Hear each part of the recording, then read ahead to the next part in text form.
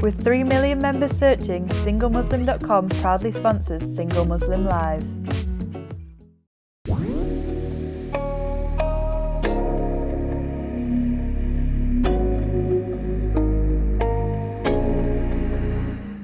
Salam everyone, welcome to another episode of Single Muslim Live, hosted by yours truly, Maedeh Sharifi, sponsored by SingleMuslim.com, broadcasted exclusively on weekdays, Thursdays, British Muslim TV. You are tuned in now via Sky, channel 752, or live on social media, Twitter, YouTube, and Facebook. I send a very warm welcome to everyone that's tuned in from all over the globe. Today we have a very special guest, an expert coach, that will be talking about marriage entering from a divorce. If you have any questions or any comments, remember you can join in the discussion too by calling in on 0192 4231083. Now remember, standard rates will apply, so please make sure you have your bill payer's permission. You can also message us in confidence on WhatsApp, and that's on 079 5079 7017.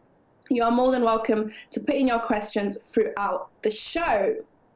And remember, you can also find us on Instagram, and that's at SingleMuslim.com and British Muslim TV, where you can also get in touch regarding any questions or any topics that you feel we need to touch on this show.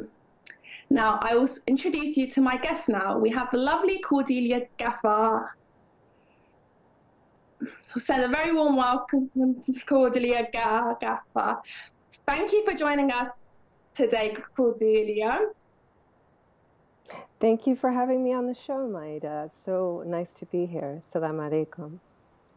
Wa alaikum assalam. How are you today? I'm doing very well. That's brilliant to hear. Now let's dive straight in. So we're discussing marriage after divorce. And the first question I have for you is, what are the struggles that you find most common amongst your clients for finding a partner post-divorce? That's a great question. You know, first of all, most people actually come to me for their emotional wellness, and they don't realize how much baggage they're still carrying from the previous marriage. But specific to my Muslim clients, there are things that they've had to sort out, right? Because the first marriage was all about the values of their family and the values of what their parents wanted and what looks right for them. And so now that they've been through marriage, they have some children, they have decided that they want to detach, or they've actually just developed their own personal values. And finding a partner who aligns with those values seems to be the beginning struggle. After that, what I commonly hear is they want someone to pray with. And yes, what that means is it's easier to find a man who's not Muslim, whose values align with theirs, than to find a Muslim man whose values aligns with theirs. So, as Muslim women, we must marry a Muslim man. So that's a major struggle. And what I find also, interestingly enough, with divorced Muslim women is in that healing process of overcoming the first marriage, they create more of a relationship with Allah. So, they have a deeper understanding of their deen, and they have really progressed in their spirituality. And it's hard for them, again, to find a man that matches in that realm. So, and for that reason, once they detach from humans, right? And they more attach to Allah with that increased spirituality, then, it almost becomes a thing where they don't really desire to be married again. And of course, we're talking about people who have children. So there's the co-parenting struggle as well, right? So there's I guess those are really the top three. Top three. I want to go back to your first point where you said it's easier to find a non-Muslim man. I want to ask you if that's anything to do with the assumptions that people do have towards, for example, divorced women. That is a great point, yes. To be like perfectly transparent, it has everything to do with the cultural barriers. You know, for the Southeast Asians, as a subcontinent, right? Like, you're not supposed to ever get married again, right? You're supposed to be married once and that's it. For other ethnicities, you know, it just may be a thing where they're worried about how their children will be perceived, whether or not their children, you know, well, we talked about this earlier with Arabs, you know, it's harder for daughters from divorced or broken homes to find a mate later in life. So there's all these cultural barriers. So even being considered, and then on the man's part, what I've often seen is where men, they don't want to marry someone who's been divorced. They want to marry someone who's never been married, which is another cultural issue. Yeah. And do you think, what would you say actually, that have you had any assumptions or stereotypes or myths that you wish you could debunk regarding divorced women?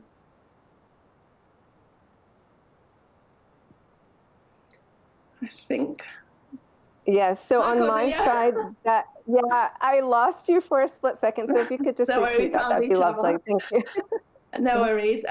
My question was, I wanted your opinion actually, and what do you think are the main stereotypes, assumptions, or myths regarding divorced people that you would really like to debunk?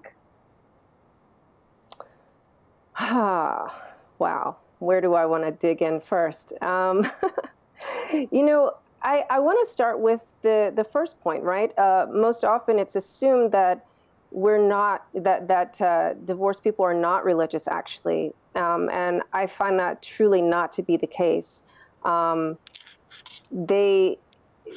least the women, you know, I mostly work with women, so that, you know, after being married, the first thing they really want to dive into is now they need to pour back into themselves. So, you know, replenish themselves and create a system of self-nurturing.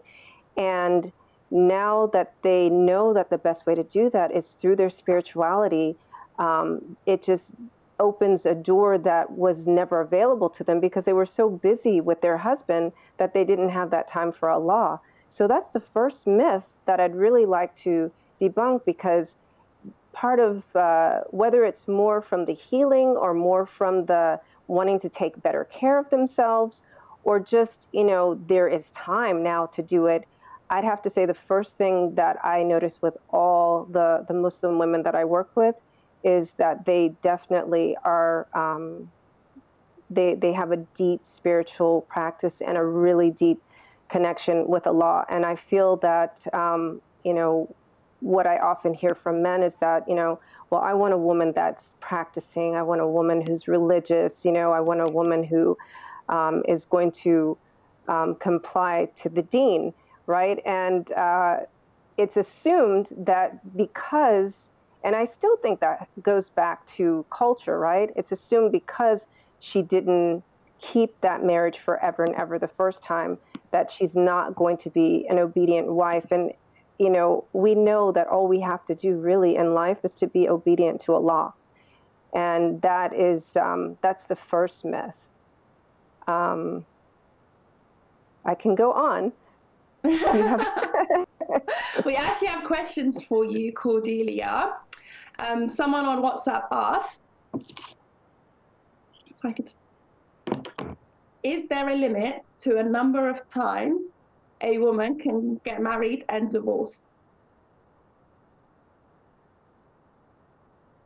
Okay, so I'm not a religious scholar, right? I did hear that question. I'm not a religious scholar, so I can't answer that from a religious perspective. Can you hear me, or am I breaking up on your end? I can hear you perfectly fine, Cordelia. Okay, great. So I'm not a religious scholar, so I'm not going to answer that question. As far as how many times you can marry or divorce, that is something, if you really care to know, I think you should check in, with your sheikh or something like that. But what I know from the research that I have done, again, I'm not an ulama or anything like that, is, you can get married and divorced. I mean, there are other things that happen in life, right? So sometimes there is abuse. Sometimes it's a toxic relationship. And definitely we know we are not supposed to allow abuse to go on. So if it happens that you have an abusive relationship more than once, then maybe you get divorced twice, but we're also not supposed to be alone for the rest of our lives. So then, of course, marriage is allowable again. So, yeah. That is a very interesting perspective, and you've given us different angles to look at so far. We have a question that has come through on WhatsApp, and that reads, I've been divorced for 2 years and recently met someone. However, my ex-husband and I have too much emotional baggage. How do I stop that from affecting my future relationship? So the challenge with her ex-husband is they have 2 children together. Nothing specifies children. All that it says is too much emotional baggage. Okay. Well, it's always best before you go into another relationship to heal yourself. Yes, your husband may have his issues, but you as a person, as an individual going forward in life, you don't want to carry the baggage of your previous relationship into the next relationship. So do a scan for yourself. Have you sought therapy is the question I would give back to you. Perhaps see a therapist, or if it's not something that you feel you need therapy on, if it's, more of what I do, emotional healing, emotional wellness, have you reached out to someone that can help you with that? And really fine tune who you are, because the thing is, you want to go as a whole person into your next relationship. You don't want to be incomplete again, because the purpose of the relationship of a marriage is not to complete you, but to complement you. That is a very beautiful quote, Cordelia. We have another question following. Now, this is a very popular question that I've heard a million times, and that is, why is it easier for men to move on quickly after divorce? That is an assumption. Just because a man jumps into another relationship doesn't mean that he's truly moved on. Human beings in general have emotional baggage, right? We have a choice with that. We can ignore it, numb it, or avoid it. So it may be what you're seeing is that men are just avoiding or ignoring or numbing their emotions by jumping in. Not as a whole person, right? Because for the woman previously, I was recommending go as a whole person into the next relationship. They're not necessarily going as a whole person into the next relationship. I can think of a specific example of a man who he had been married for 10 years, and they had a child. And then, like 4 months after that divorce was final, he got married again. And within 2 years, he was divorced again. So that, to me, is a proof that he did not move on, but that he didn't take the time to be with himself, to examine who he is and become whole again, so that he can.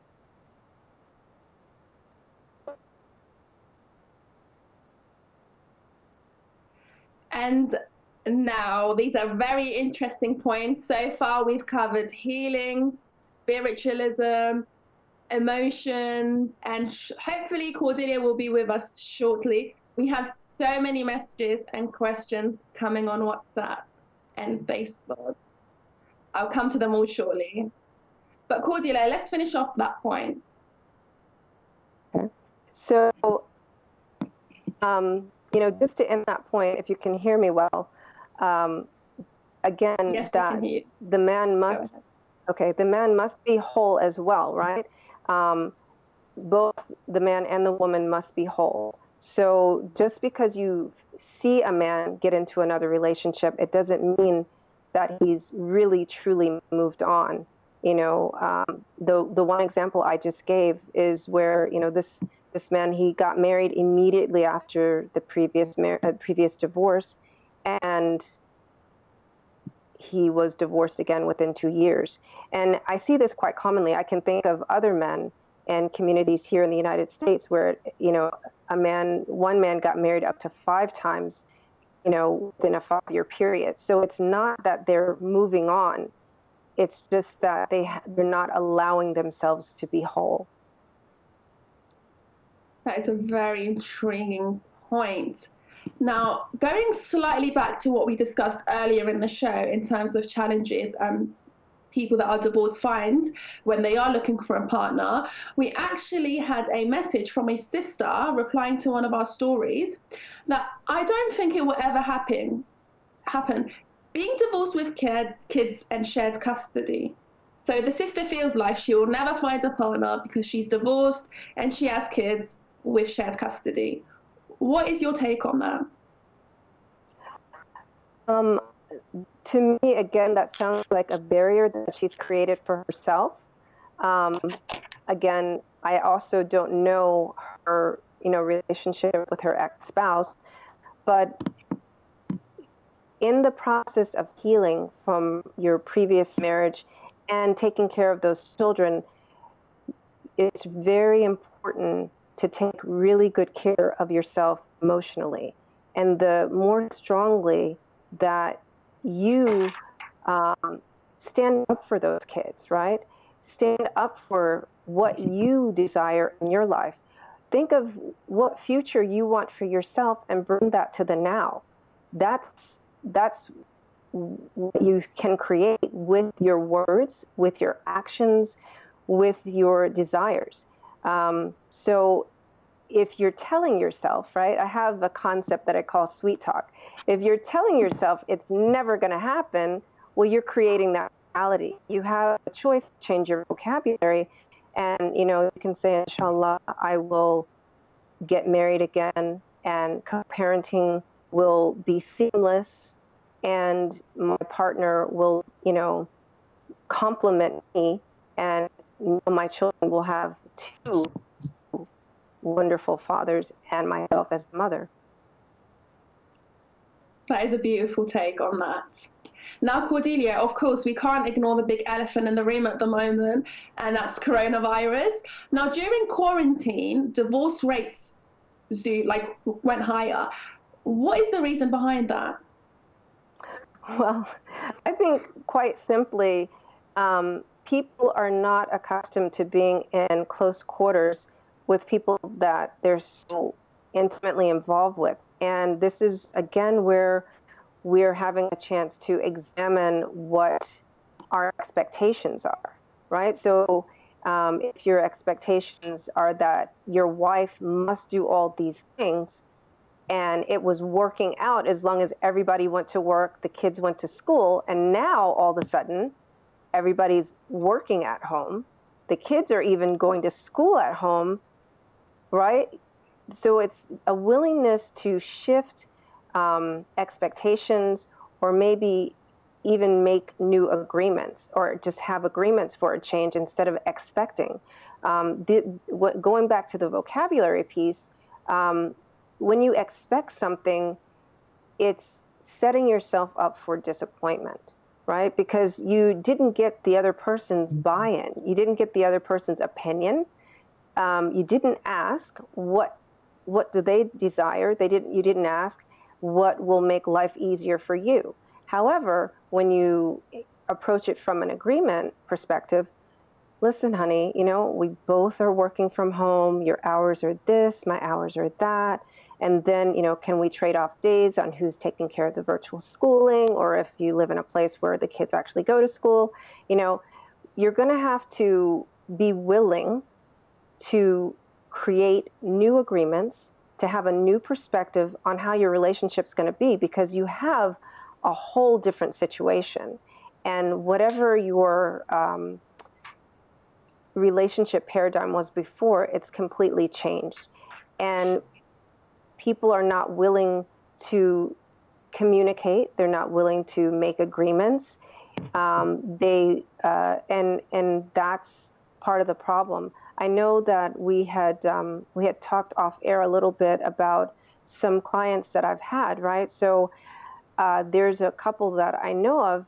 In their case, they had both gone to boarding school, for example, right? So their formative years, they didn't even grow up on a regular basis, on a daily basis with their families.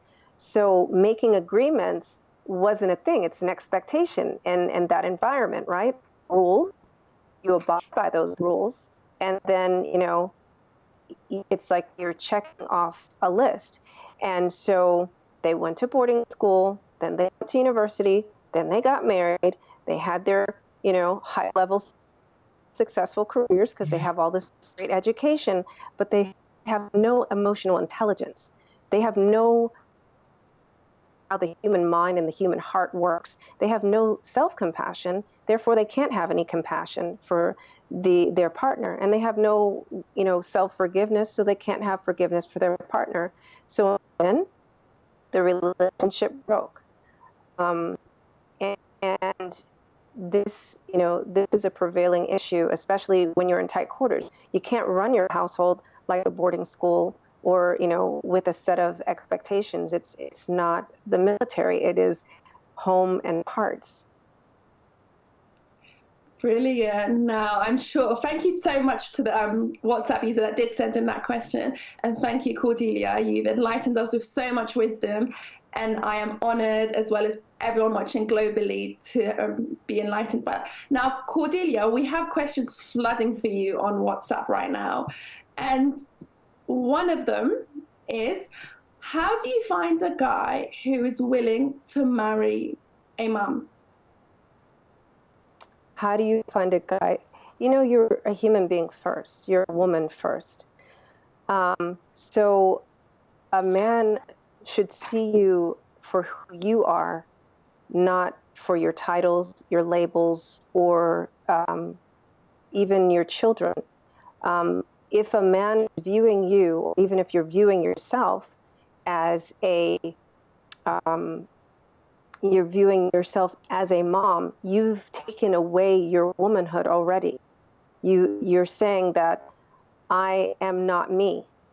So my invitation to you would be to come back to who you are. And when you know who that is, and you've understood how to release yourself from what's expected and accepted culturally, and embrace your own personal values, that's when you can even consider embarking on that relationship journey.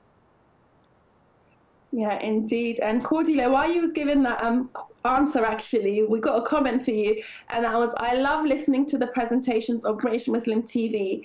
Very sensible advice, and I 100% agree. We have another question, and this is more of a dilemma. It reads, my big brother, 3 years still waiting, not married, because he is also divorced.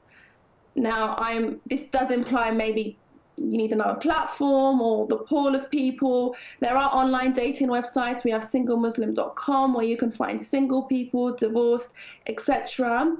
But Cordelia, what is your take on this dilemma?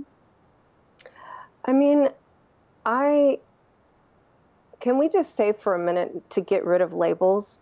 Even if you are divorced, I'm not saying not to disclose it, but people create barriers for themselves and for each other when they are, I'm divorced, or she's divorced, or he's divorced. She or he is a human being with a heart, right? And the sooner we can move away from the labels and really open our hearts to the human being and see, okay, this person likes to hike. I love to hike. This person loves camping. I love to camp, right? Or, this person went to, this university, I went to that university. They like to read French literature. Those are the connecting points. It's not, oh, well, because what happens with labels is we already have decided what the person's not, but we're not even giving life to who they are and who they can be. So again, invitation for yourself. When you're seeking a partner, you get rid of your own labels. And for those who are also seeking a partner, don't buy into the labels. That is a very, very strong concept. I think we do underestimate the power of labels, especially labeling ourselves. Thank you to everyone that is sending questions and comments on WhatsApp.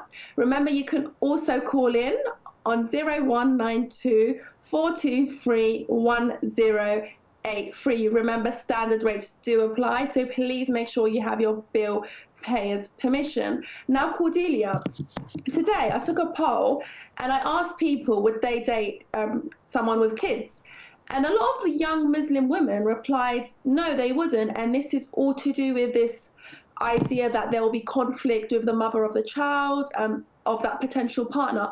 What would you comment on this situation, because it's very, very common amongst young Muslim women? So I would say, I think it's not fair for a young Muslim woman to marry a man that's got children already. And it's also not fair for, a young Muslim man to marry a woman that's got children already. I feel like you have to reach a certain level of maturity in order to marry someone who has children.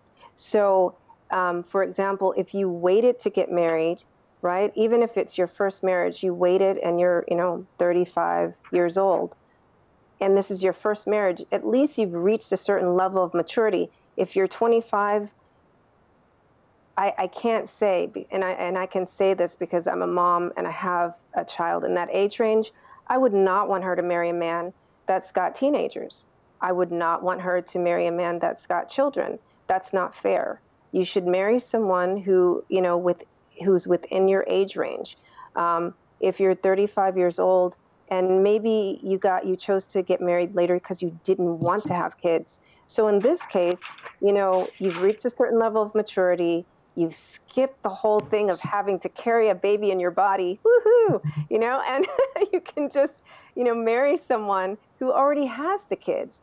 And also, this is, again, going back to the being a whole person, being in the habit of being communicative in relationships, understanding who you are, and setting agreements, not expectations for that marriage. The agreement part is super important, especially when we have co-parenting and, another co-parent involved here. So that's my answer. Yeah. Well, thank you very much for that answer, Cordelia. Very open-minded and objective. And we actually have a brother online. We'll just put that call through. Salam alaikum. Hello, salam alaikum. Wa alaikum assalam. What is your question? Right. Marriage after divorce is with my sister, our experience is very sad, and the reason why is because, and I'm very sad to say with a very heavy heart, that you see, education, you see in the Quran, I'm sure in the Bible, but I'm a Sikh, right? And it is important, education. And in the Quran, and I'm sure, it says your women are equal with men, we're human beings. And when one's married to a man or woman, they know that he's an equal partner, he's educated, he's a very sophisticated person, and the respect is there. But when education isn't there, husband or wife, they use that as that you're below me. So I'm going to cut it short and say, please, let people follow, what's written in the true Quran and, and other Bibles. They all say the same, basically. Look, education is a key. Daughter or son, it doesn't matter, There are Muslim girls that they're scientists, doctors, Sikh girls Very that are good point. scientists and doctors. What I'm trying to say is that, education is a key, for girls and boys, and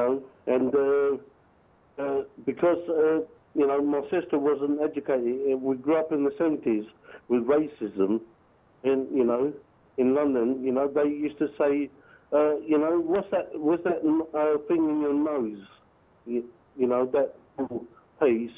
And, they used to hit my sister. And then my dad decided, that enough's enough, we did our best. But, anyway, that we've been through in the 70s with racism.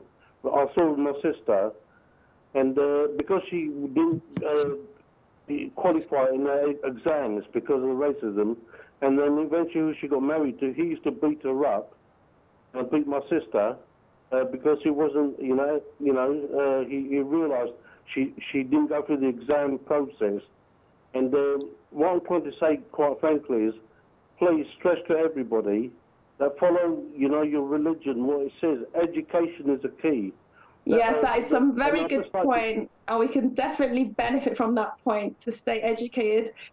And thank you for sharing your story. We have more questions for you, Cordelia. And the first one I will introduce to you, I will say just after this point, it's important that if you are suffering from suicidal thoughts, please get help immediately, or other issues such as domestic abuse. In any emergency, remember, you can use the emergency line in your country. In the UK, it's 999. Thank you so much for the brother sharing his personal stories, and I'm very grateful that you found a safe space on this channel to share your story. Cordelia? Yes. Do you have a message for the brother that just shared his story? Thank you so much for sharing your story. SubhanAllah, I'm sorry that happened to your sister. It's quite unfortunate, although it's quite common. I know here in the U.S. it's quite common that men mistreat their wives severely. Either it's verbal abuse, emotional abuse, financial abuse, or physical abuse. And it could be, because of lack of education, or it could be an actual chemical imbalance within the man. But if we, again, seek to be a whole person, and for Muslims, that is reaching a certain level of spirituality, and, again, to be clear, that is not my area of expertise. I studied emotional wellness and nutrition surrounding emotional wellness, and always, reach out to your ulama and, psychotherapists when you need help with those things. So, but thank you for being very transparent and open and sharing that. Thank you for your take on that, Cordelia. We're going to just slightly rewind a bit on the part of young Muslims in relation to this topic of marriage after divorce. We have a dilemma that has been sent through for you, Cordelia. If you could just give us your take on it. It reads, I'm 23 years old and recently got divorced. I have found it extremely difficult to move on and find a new partner because I got divorced at a young age. Right. So again, it's no rush. You're 23. You don't feel compelled to rush into another relationship. And I'm going to reiterate here that really dive into yourself. Really make your connection with Allah, right? Because I have a concept that I call detached love. Actually, it's the name of my book coming out in a couple of months. And what that is we're detaching from the things that are expected of us and the things that we've been accepting, the stuff that people project onto us. I don't know why, what your reasoning is for needing to get married again. I know here sometimes, women have pressure from their families. You need to get married. Your first marriage didn't work. You got to have kids, all things. You need, I just invite you to release yourself from everybody else's projections and focus on what's right for you. Focus on being whole emotionally. Think about what you desire. Do you desire to get married? What do you really want to create with your life right now? You've got time and space. You don't have a spouse to take care of, but you could pour yourself into your career. You could, travel a little bit. You could, if you wanted to get further education, you could go back to school. There's so many things you can do with your time and with this space. It's a gift. You've actually been gifted something. So rather than, again, think about what you don't have, right? Think about what you do have. What are all the things, what are all the possibilities that you can bring into your life now? And with creating those possibilities for yourself, and with that wholeness that you create for yourself, you're going to attract the partner that you truly desire. And it doesn't really matter when that happens. It's going to happen on time for you. Yeah. Lovely. And speaking of time, someone actually asked, what is a good time to find a partner after getting divorced? When you're whole.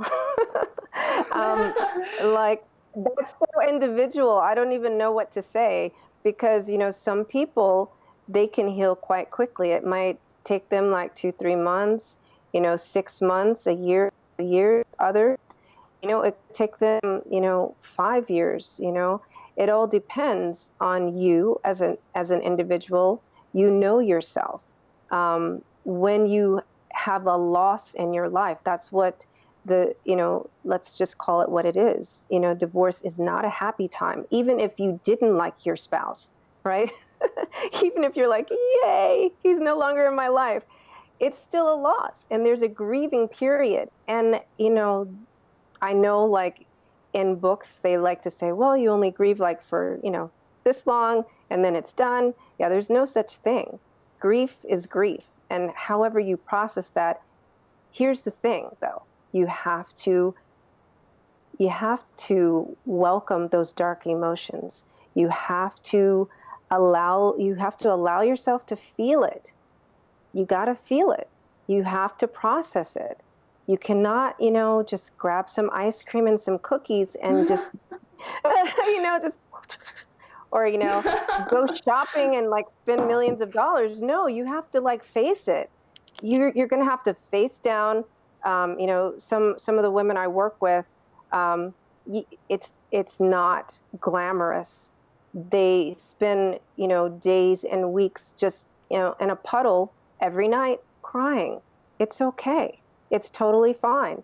Maybe, they're punching pillows or screaming top of their lungs, but make that connection with yourself and let it get rid of that, process the grief, and then that's the time to move on.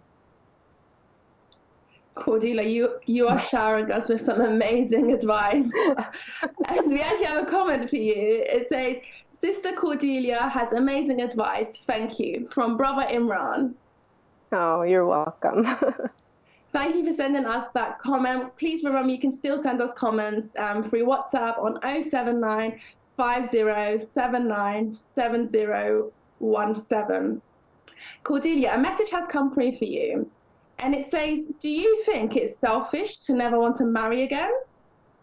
Nope, I don't. I think I said that earlier. I was like, hey, some women, they actually feel complete. They're like, oh, you know what? I really, I've got these 3 kids from my previous marriage, or I have no kids, but look at all this time and space I've got in my life and all these things I've created, I am contributing to the world with my gift. I had this experience, and now I've learned these things, and so now here I am, and they are whole and complete and without a partner. Not alone, but without a partner. Totally fine. Well, that's refreshing to hear the positive aspects of it. Following that comment, we had a question, and that is, when is it the right time to find a partner if you got divorced and have young kids? How do you balance raising your children and finding a partner? Okay, so I like this question. It has like a different angle, right, from the previous one. So, again, I get the struggle of raising the young kids because they need a lot of your time and energy, right? And then separate from that, you need to have time and energy for yourself. So, in this case, I would say you decide if you even have time and space for a partner, forget the co-parenting piece. It's just like, I've got these small people who are under the age of 5 that need so much attention from me. And when I'm, when they go to bed, I need to give myself attention, So do I really want to split hairs, find some more time for somebody else? I'd say, once you settle into a rhythm with your children and with yourself, and you've really established your wholeness and completeness, and maybe it could be something where one of your kids says, Mom, don't you want to have someone to love you who's not me, right? Kids will say that. And that will be your sign that it's like, oh, I never really thought about that. And then you can do a check-in with yourself and say, oh, you know what, actually I am complete, and I do have a little extra space, that I would like to share with somebody else. So yeah, again, no timeline. I can't tell you 6 months, 3 months until the kid's 7, none of those kind of things. It's pretty open. Yeah. I'm sure that's very refreshing to hear. Thank you for sending in that question. Cordelia, you spoke a bit about the emotions involved with going through a divorce, and we actually have someone who had a question in regards to that, and I think it would be very helpful to people that are maybe currently going through a divorce or going through a hard time, and that is, how do you overcome your emotions when going through a divorce? Okay, so again, vocabulary, right? We don't, and I think I might have even used going through a divorce before, but it's what we're experiencing something new. We're experiencing something very uncomfortable. So you're not going through it, right? That implies that you are just going to get to the other side, right? Or you're just going to cut through a wall or something like that. But if you say, I'm experiencing something that is very uncomfortable, that allows yourself to open your mind and your heart and your body to let that flood of emotions just come to you. It's like, oh, yeah, this is really uncomfortable. I'm feeling that deeply in my stomach. I feel like someone just socked me, And in my work, I talk about the different energy centers in the body. So like, it wouldn't be unusual for your heart, like you're gasping for air because now you feel maybe like I was saying before, the grief or the loss. And your stomach would be, you may be angry about the relationship not, completing the way you want it, or you may be fearful about, oh my gosh, now I have to live my life alone. I invite you, as you're feeling and welcoming in those emotions, to be aware of your body and to also just understand that it is going to be uncomfortable, but stay present in that moment. Don't skip ahead. Don't think I'm going to be alone forever. You're not alone at all, right? You have other people in your life. There you have friends, you have your mom, your dad, you have children, but in this moment, you are not in that relationship anymore.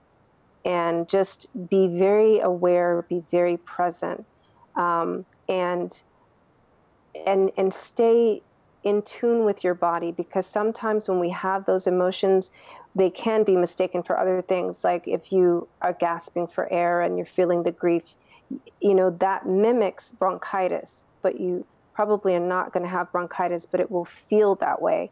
So just be very attuned to what's going on, and stay up on your checkups as well with a GP. Yeah. You have such a beautiful perspective on life, Cordelia, and we're really understanding the power of words on this talk show. Earlier in the show, we did speak briefly on culture, and we have a question that did come through in relation to that. And that was, when a woman gets divorced, there's a lot of cultural stigma. How do you avoid this?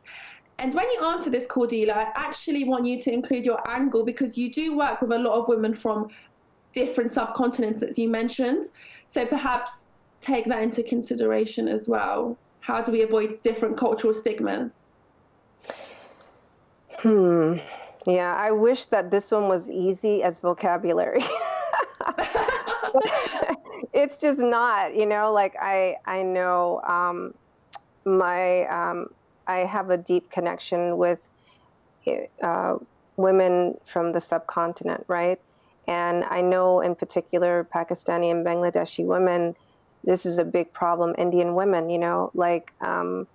it's almost as if they've been stamped with a do not marry ever again, do not look in that direction. I did. And it's a very, talk about uncomfortable feeling, right? So layered on top of the fact that the first marriage didn't go well, now you've got this cultural stigma. Here's an idea. You don't have to marry someone from your culture if you choose to get married again. And allow yourself to step outside of your cultural filter. Listen very carefully what I'm going to say. Because the other part of that is women from the subcontinent don't want to marry reverts, right? But that would be that is definitely a possibility, because, reverts from, United States or Europe, they don't have that, yes, we have our issues with divorce, but we're not going to be like, she's divorced, I'm not even going to look at her, right? You'll have a better time to marry a man who is not Pakistani or Bangladeshi or Indian than to just seek another one. I know it's a very uncomfortable concept. And then, look at it this way. Your family's already upset that you got divorced. Who cares that he's not from your culture, right? It's like you've already stepped outside the boundaries. So just keep going. I like that perspective, actually. Just saying. No, I love that. Cordelia, before we wrap up the show, I have one last question for you, and that came from my sister in London. Thank you so much for sending in your question. And that is, how do I explain to my children that me and their father are no longer together? Okay, so I would recommend having a family meeting. It depends on the age of the children. If the children are under 5, they may not get it, right? You can simply say, me and your dad, we're not going to live in the same house again anymore. However, the good news is now you have 2 houses, right? So you get to go see dad someplace else, and then you can be with mom. And so you have more houses to spend time in. If the kids are older, just have a family meeting, be super direct. And also, this is an opportunity to deepen and strengthen your relationship with your children. This isn't the time to hide stuff. You got to be open and honest. It is what it is. They're going to notice that dad's not on a business trip, so you have to just say it like it is. And again, I don't know the age of your children. Definitely, it's going to be really difficult under the age of 5. Even the most precocious 5-year-old probably is not going to get it. but the concept of having two houses is exciting. It's way more exciting than, we can't live together. Thank you so much, Cordelia, and thank you to the sister from London for sending in that question.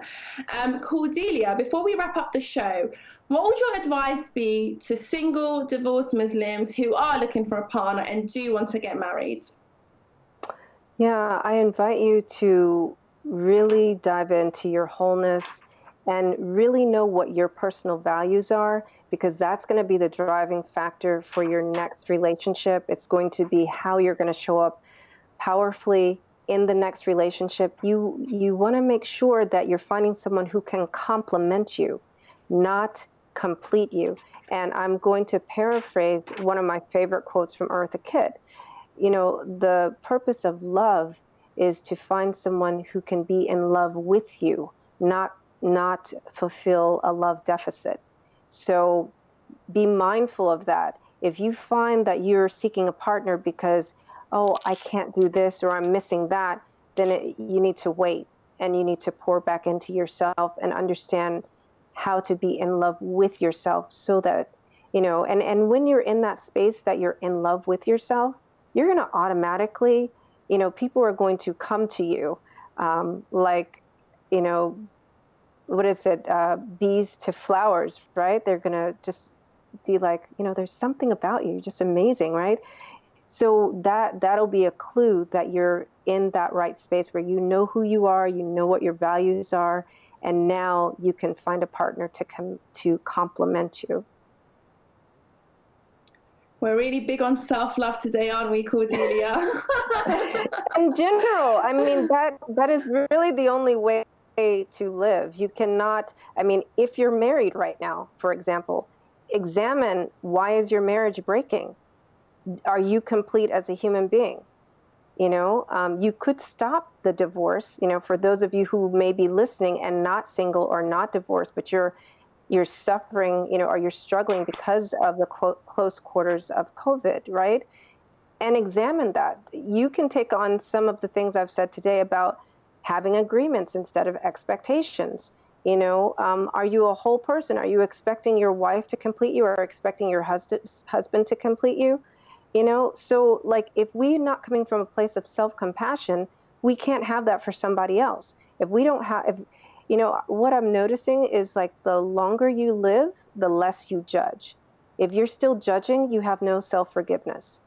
And if you have no self-forgiveness, you cannot have self-belief. And if you don't have those things for yourself, you're not going to have it in your marriage. You're not going to have it for your partner or anybody else. So not to be contrite about self-love. It is a very important thing. And I'm not saying it's self-love, it's compassion, right? That's one of the names and attributes of Allah. Compassion is super important, right? So, definitely. And actually we say that, Bismillahir Rahmanir Rahim, right?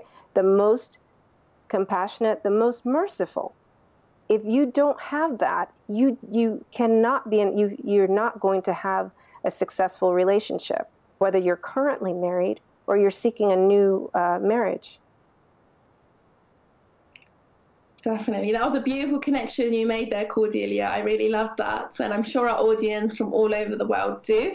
If I can get you just to quickly answer this question, it came through just now. Can a divorcee woman marry her husband back, and what are the procedures?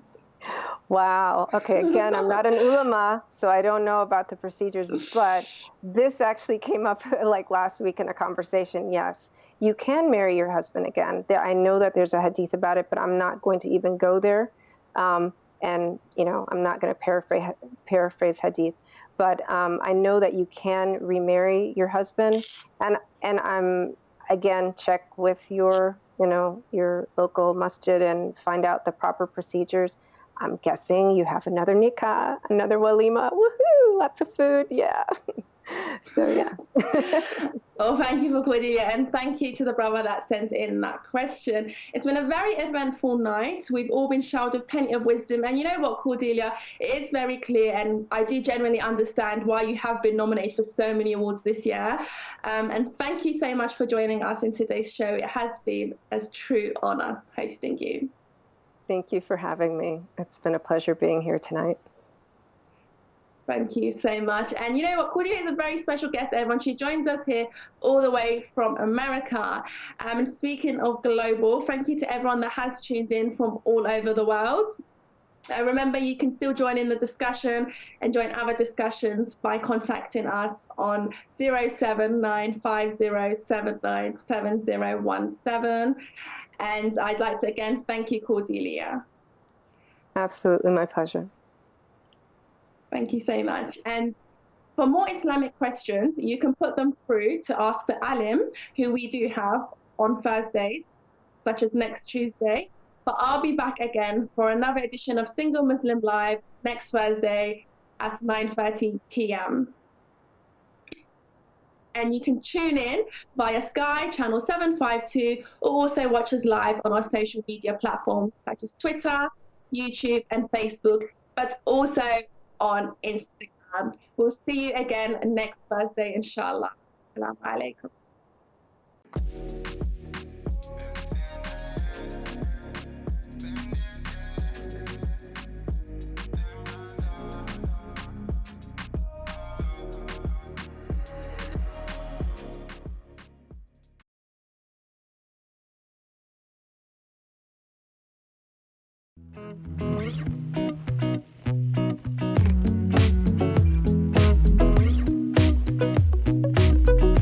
With 3 million members searching, SingleMuslim.com proudly sponsors Single Muslim Live.